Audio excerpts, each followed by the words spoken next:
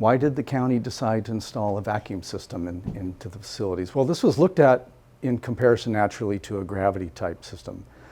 And a vacuum system, from the county's perspective, provided some very positive aspects. One, in that it opened the possibilities for design, because vacuum is vertically lifted as opposed to gravity conventional sewage.